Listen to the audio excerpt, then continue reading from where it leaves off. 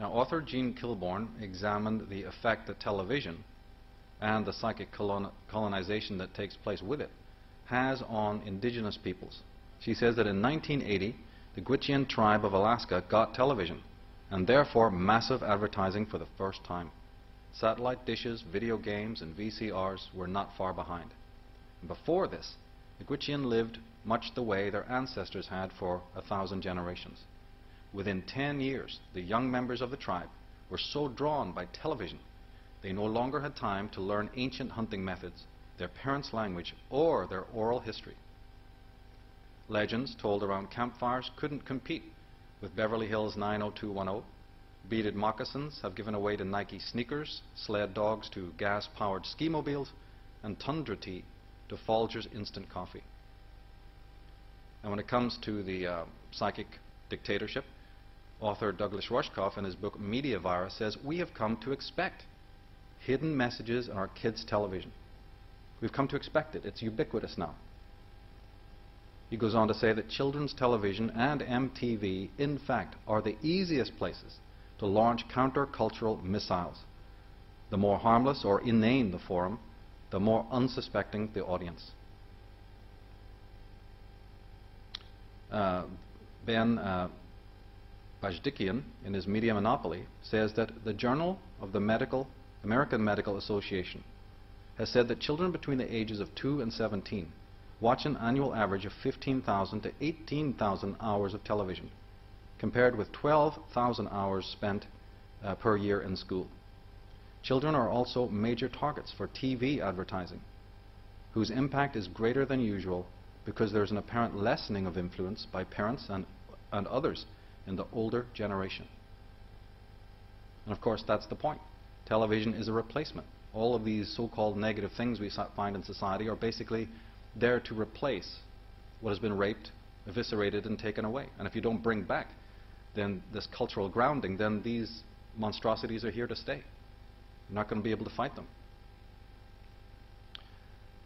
According to the Committee on Communications of the American Academy of Pediatrics, children under the age of 2 should not watch television at all, because at that age, brain development depends heavily on real human interactions.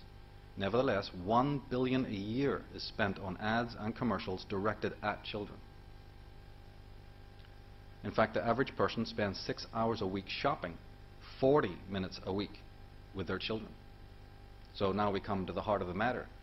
Blaming the television and blaming the media is, of course, important to a certain extent. But the secret of why these things have the power they do over the minds of children may lie closer to home. This is what needs to be investigated. Because if we think that tyranny is merely something that's only found in the corridors of power, we might have to think again. It's not just found on the battlefield. And we had better listen to those wise men who knew what was going on. The mystic Osho, for instance, says that everybody is living in bondage because everybody who brought you up wanted to have power over you, to enjoy the mastery over you. And children are the most helpless people in the world, the most exploited class. It is not the proletariat who are the most exploited class. It is not women who are the most exploited class. It is the children who are the most exploited class. The Taoist understands that tyrants come and go. If you have social tyranny, what of it if every single human being walking around is, in a sense, capable of tyranny? If the problem lies in the mind, then pointing it out in society, which is created by consciousness, is sort of putting the cart before the horse. Now, Gene Kilbourne goes on to say that our children are growing up in a toxic cultural environment, one made more toxic by advertising. No one can escape it, just as no one can escape air pollution or pesticides in our food. The world is fast becoming a global marketplace controlled not by individual governments, but by transnational conglomerates interested only in profit. As we Americans export our economic system and our lifestyle, we also export the addictions, diseases, and psychological problems associated with it. Our hazardous cultural environment. Dr. Kanner from the Wright Institute of Psychology in Berkeley says, "In my practice, I see kids becoming incredibly consumerist. The most stark example is when I ask them what they want to do when they grow up. they all say they want to make money. When they talk about their friends, they talk about the clothes they wear, the designer labels they wear, not the person's human qualities. Here, for instance, is a game called Mall Madness. Hit the children when they're young. The evolving consumer. That's what it's all about. Not the involving intellect, or the evolving prodigy or genius, or a person who knows how to read emotional language or use their reason. No. But the children, of course, they're going to follow whatever the adults are doing. Saatchi & Saatchi has commissioned what the company calls psychocultural youth research studies from cultural anthropologists and clinical psychologists. In a recent study, psychologists interviewed young people between the ages of 6 and 20 and then analyzed their dreams, drawings, and reactions to symbols. Meanwhile, the anthropologists spent over 500 hours watching children use the internet.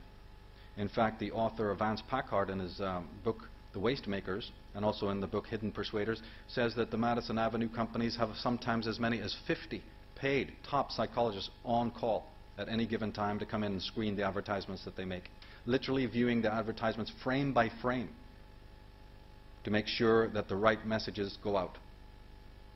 $1 billion industry. Joel McCann says that Steve Klein, a communications expert specializing in children's culture, worries that as children's worlds become increasingly defined by profit-driven synergies among mega corporations, a kind of corporate enclosure of childhood is taking place, with children living more and more of their lives inside brand enclosures. Children now, says Klein, can no longer imagine that the world hasn't been totally reconstructed by the corporations, that there are ways of being outside of that commercialized space. He says we are producing kids as consumers first and becoming less good at creating competent citizens, good, moral, and virtuous human beings. Susan Lin agrees with Klein, adding that with the hyper-commercialization of their worlds, we are teaching children all about me first and failing to instill in them fundamental skills of democratic citizenship, cooperation, living in society, and working and playing with other people. But these critics say one thing and the media executives say another. They're not fussed about it. They couldn't care less. They're enjoying the spectacle. A Disney marketing executive says, kids love advertising. It's a gift. It's something they want. There's something to be said about being there first, about branding children and owning them in that way.